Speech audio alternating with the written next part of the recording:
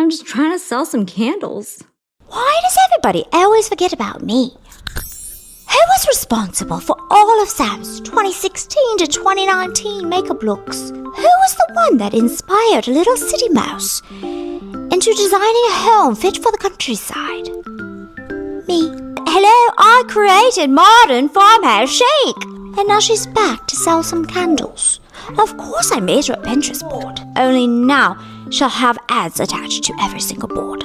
But she never posts. I'm not selling candles. I'm selling the ache of nostalgia. Waxed and lit. I mean, nobody will read it, but it's about pouring your soul into the depths of the universe. She'll get it. She'll understand. Am I getting manipulated and gaslit? Send help.